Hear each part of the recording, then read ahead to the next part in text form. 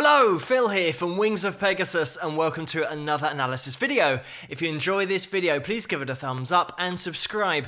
On the agenda tonight, we're going back to 1974. We're going to be taking a look at Faces and they're going to be performing their version of I'd Rather Go Blind. And we've also got Keith Richards as a guest appearance on guitar as well. So let's get these guys up on screen and see how they get on.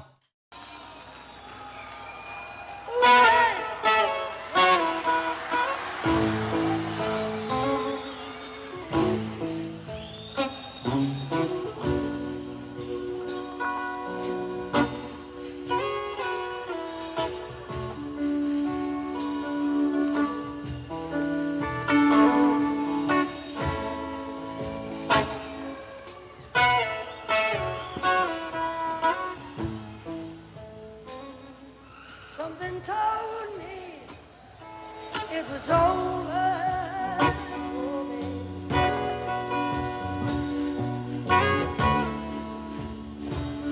When I saw you and him talk,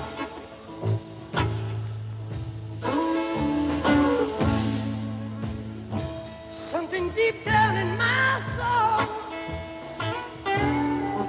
said, "Cry."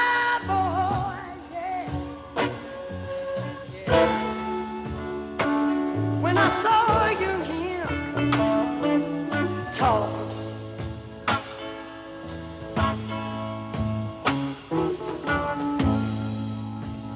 I would rather go blind child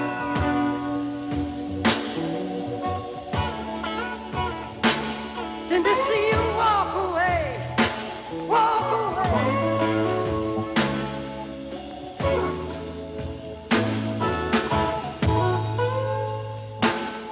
You see, I love you so much. I don't want to see you leave me, baby. You know why?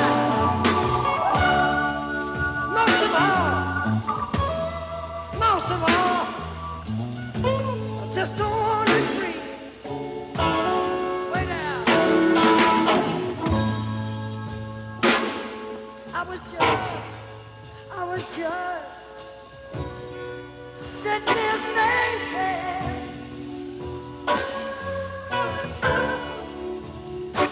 of your kiss, honey, and your warm embrace. Ain't no something. The reflection in the glass. I've been holding to my lips now, baby. Reveal the tears I had on my face.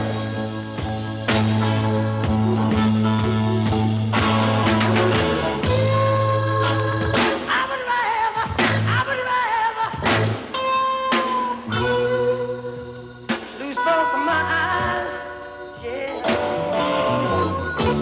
than to see you walk away. Honey, don't walk away from me.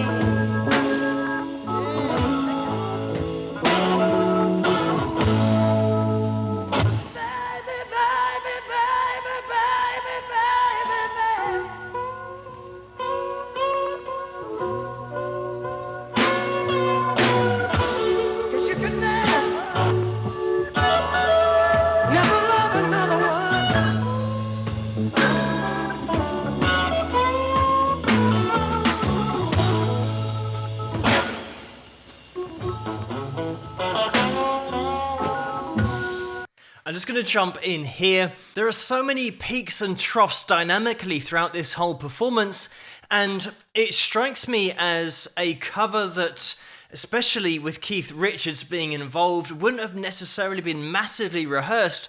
I think it would have come from Rod Stewart because he recorded this on his solo album a couple of years before this, 1972. Never a Dull Moment is what that was called. But having all of these instruments so laid back and giving the track such a personality to that effect, it means that it has more of an impact, but also You can tell a little bit later on in the track that things might not necessarily be rehearsed. It is one of those extemporization tracks and jams, and of course with Keith Richards coming along to play a little bit of guitar, it's not something that they'd get in the studio and rehearse for weeks and weeks and weeks. We've got Kenny Jones here on drums, and it's down to him to really keep the groove in this whole performance. It's so easy to start speeding up subconsciously. A lot of drummers sometimes do that and don't realize that they end up in the track unintentionally, maybe 5 beats faster than they were when they started.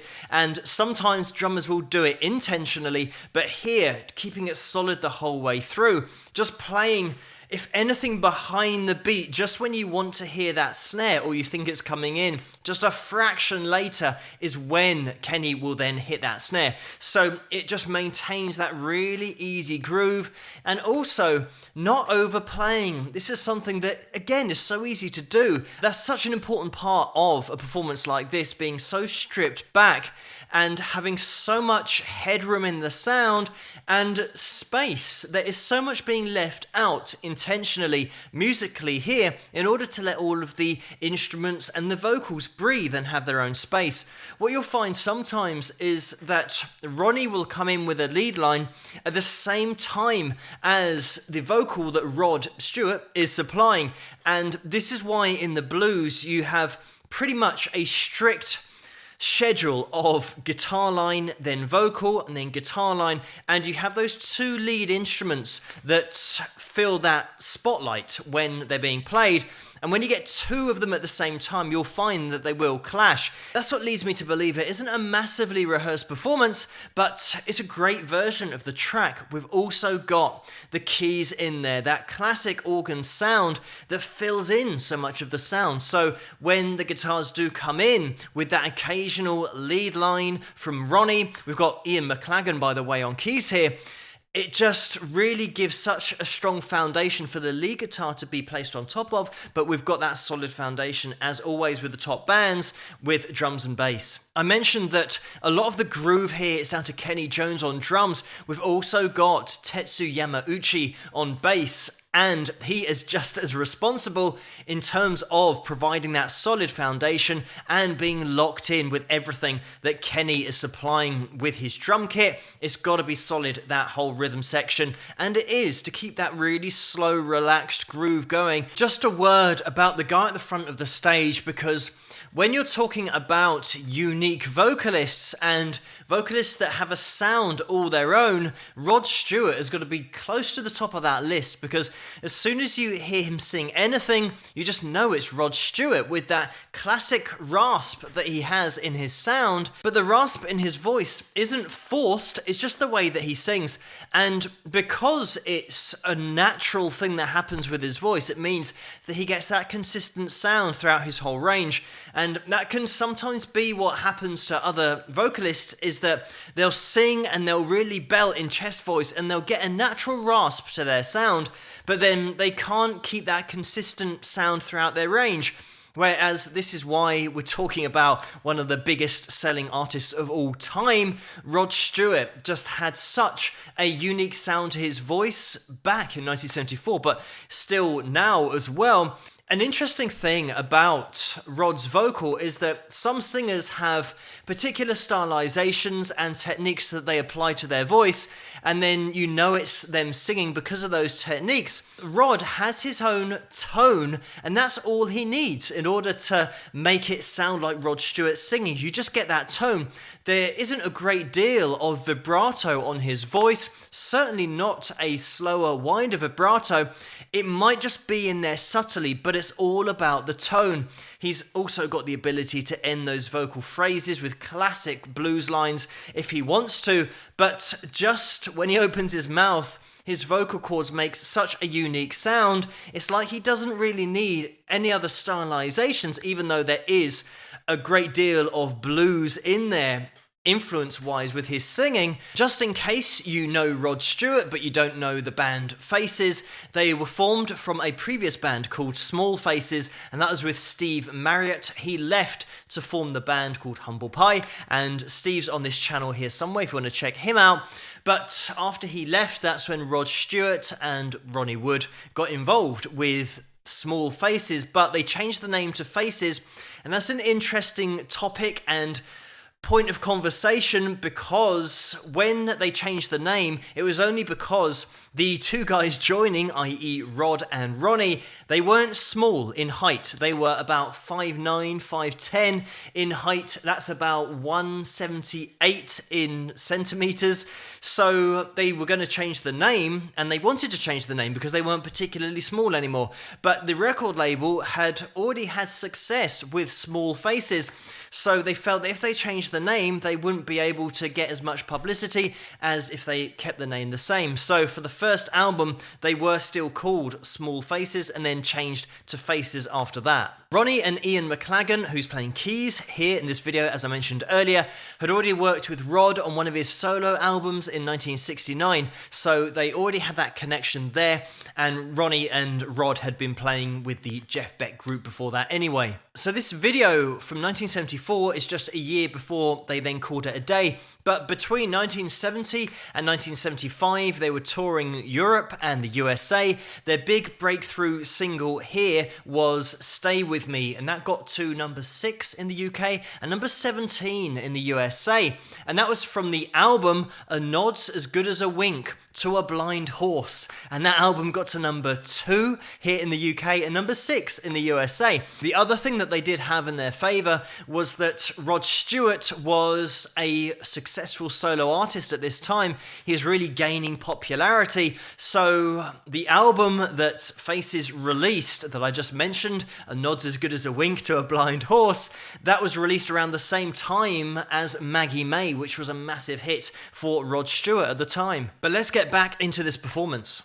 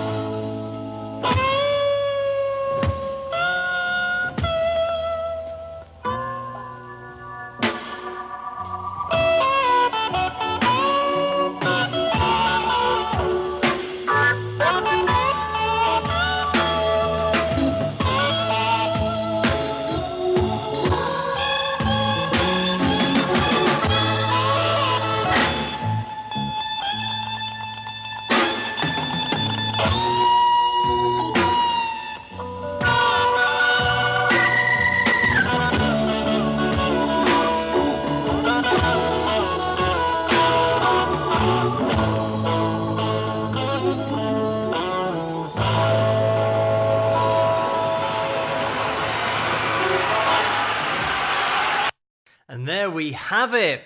The groove of this track, just the work done there by Kenny Jones on drums. I've mentioned him a few times already in this video, but just taking the tempo out in so many different places, and it is so deliberately done as well. The really impressive thing about it is that we have Tetsu, who is following him so spot on with the playing between bass and drums. Is something that obviously is going to fly under the radar when we're listening to lead guitar. We've also got some really clean tones here, so the playing really is under the microscope. There's nowhere to hide with any effects and delay and distortion.